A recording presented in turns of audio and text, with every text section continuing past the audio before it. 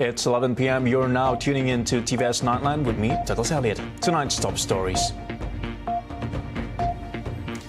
Newly launched Borneo Green Bike Tour offers tourists a unique way to explore the region's natural beauty. Sarawak State TV station TVS delivers essential aid to flood victims via the TVS pre-hunting program.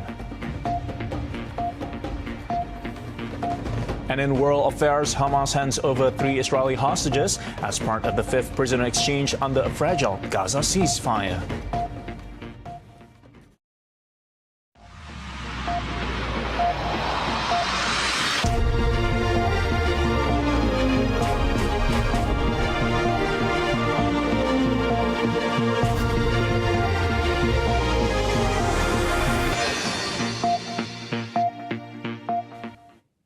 Good evening. The Borneo Green Bike Tour is a key initiative by Sarawak to promote sustainable tourism and ecotourism in line with the state's green development efforts. Sarawak Tourism, Creative Industry and Performing Arts Minister Dr. Sri Abdul Karim Rahman Hamzah said the tour is part of ongoing efforts to preserve the environment while offering tourists a unique way to explore the region's natural beauty. And that's why we come up with all kinds of terms: responsible tourism, sustainability, and apa-apa yang kita adakan dalam industri pelancongan ini juga menjurus kepada untuk menjagakan alam sekitar. Kita juga berusaha untuk mempromosi tempat-tempat ikonik di Kuching, karena pada hari ini laluan yang kita akan lintasi adalah berbagai tempat-tempat what you call tourism spots. In line with the post-COVID-19 development strategy PCDS 2030, which emphasizes sustainability and green innovation, the program also incorporates the concept of responsible tourism by promoting ecotourism through the use of electric motorcycles. And today is our little effort to show that we should always promote the usage of. We're slowly going into electric, slowly going into green energy, slowly going into hydrogen, and slowly departing from fossil oil. He said this when officiating the Borneo Green Bike Tour at the Brook Monument in Kuching earlier today. Abdul Karim added that the event, a collaboration between Smart Leisure and Travel and the Sarawak Tourism Board, reflects Sarawak's commitment to strengthening green tourism. This inaugural launching offers tourists a chance to explore Sarawak's cultural heritage while supporting environmental conservation efforts. The tour covers several tourist destinations around Kuching, including the Brook Monument, Kaiju Lane, the Chinese History Museum, Tua Pek Kong Temple, Fort Margarita, and the Borneo Cultural Museum. Chief Political Secretary to the Premier of Sarawak, Dr. Fazruddin Abdul Rahman, has dismissed claims by a certain MP that the state government has surrendered its oil and gas rights to the federal government. He reaffirmed that Sarawak's position remains unchanged, that the Petroleum Development Act 1974 and the Oil Mining Ordinance 1958 must coexist to protect the state's rights. The Tupong Assemblyman questioned why the MP in question did not immediately seek clarification from the minister in the Prime Minister's department, Dato' Sri Azalina Othman Said, when she made her statement in Parliament. He stressed that the MP had ample opportunities to raise the matter, but failed to do so, only speaking out after returning to Kuching. Fazruddin also questioned the accuracy of Azalina's statement, asking whether she attended the meeting between Prime Minister Dato' Sri Anwar Ibrahim and Premier of Sarawak Dato' Patinggi Tan Sri Abang Johari Tun Openg. He reaffirmed that Gabungan Party Sarawak leaders and MPs remain committed to defending Sarawak's rights.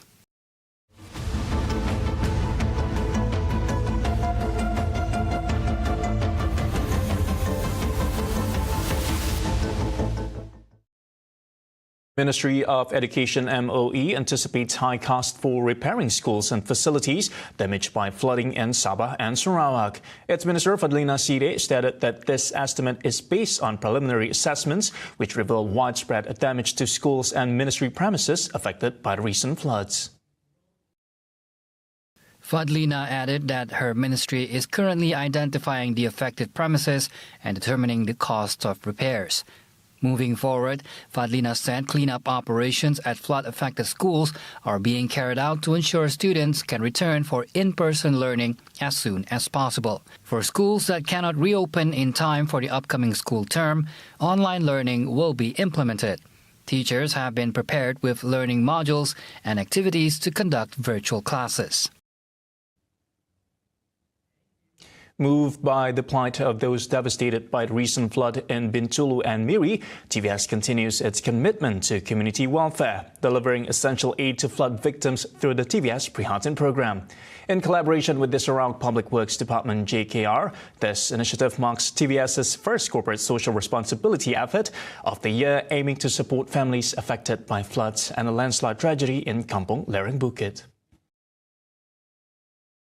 Sarawak Media Group SMG Club Chairman Sardon Zainal stated that the TVS Prihatin mission will continue providing assistance to BORNEO and Suai next. Pada hari ini kita telah menghadirkan kepada beberapa TVS yang sedang aktif di Kampung Sukan MIRI, dan semalam kita telah menyampaikan beberapa bantuan di BINTULU. Selepas ini kita akan pergi ke Suai untuk memberi sumbangan kepada beberapa keluarga yang terlibat banjir di kawasan Suai. Sardon, who is also SMG's Chief Media Officer, hopes this initiative will inspire more organizations to step forward and assist in future relief efforts. Berharap akan sedikit sebanyak membantu walaupun taklah seberapa. Ini adalah inisiatif pertama kami supaya lebih ramai lagi yang akan membantu strategik, kumpulan strategik akan menyumbang untuk pada masa akan datang. Also present at the relief distribution at Dewan Kampung Sukan Temporary Evacuation Center were MIRI Welfare Department Assistant Administrative Officer Raymond Chali and Sarawak JKR Director Dr. Cassidy Morris. Meanwhile, Cassidy said Sarawak's JKR's main focus now is on restoring public infrastructure damaged by recent disasters. Pada kali ini sangat teruk, mungkin cuaca tu sangat tak menentu. Jadi infrastruktur kita pun banyak terjejas. Sudah tentu kita mempunyai perancangan untuk membaiki dan menggunakan teknologi baru dalam mereka bentuk jalan raya dan juga struktur-struktur lah. Jadi memang kita ada jangka masa panjang tu. Yeah. The TVS Prihatin initiative underscores TVS's role in community engagement, ensuring that flood victims receive timely assistance while inspiring broader support for relief efforts. Meanwhile, flood victims sheltered at the SMK Suai Temporary Evacuation Center expressed gratitude for the assistance provided by various parties. Sumbangan daripada orang yang luar-luar yang membantu sangat cukup dan memuaskan. Berterima kasih kepada yang menyumbang kerana sanggup membantu antara satu sama lain, tidak kira bangsa ataupun agama lah. Sepanjang kami orang diam situ, alhamdulillah makanan cukup. Dari segi kelengkapan apa semua, keselesaan alhamdulillah kami orang selesa. The SMK Suai Temporary Evacuation Center remains one of the active evacuation centers in MIRI, sheltering 43 flood victims from 12 families.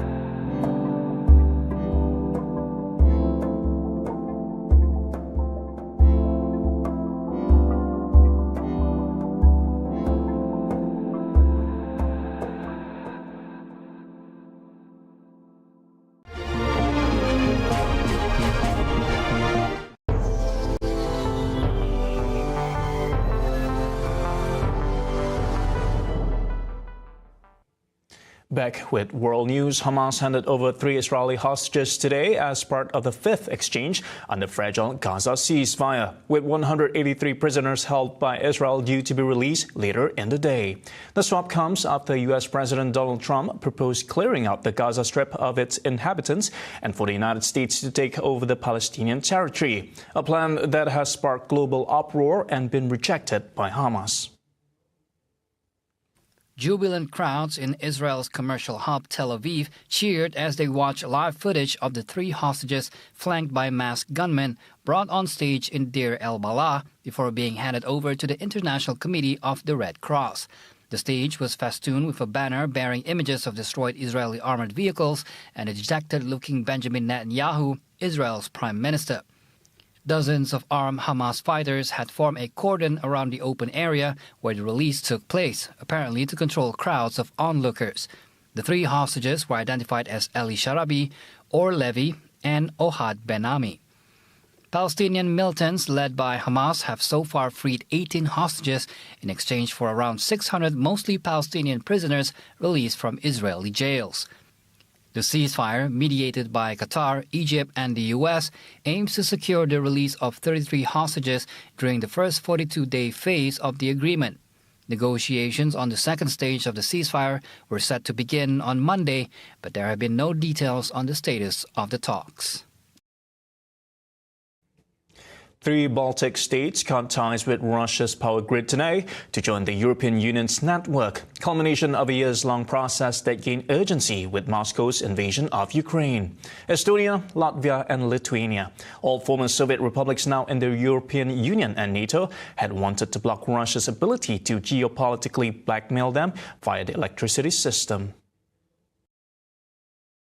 EU Foreign Policy Chief Kaja Kallas, Estonia's former Prime Minister, had on Friday hailed the grid switch as a victory for freedom and European unity. The Baltic states had completed the disconnection process at 9:09 a.m. local time on Saturday. He said the Baltics were now operating in so-called isolated mode before they integrate with the European grid tomorrow. Official celebrations are planned across the Baltics, and authorities were on guard for any potential cyber attacks linked to the grid switch. Latvia will physically cut a power line to Russia later on Saturday. The Baltics have long prepared to integrate with the European grid, but face technological and financial issues.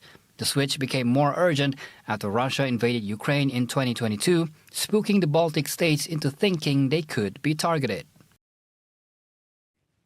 And those were the updates on TVS Nightline tonight. I'm Douglas Elliott. Thank you for watching and have a good night.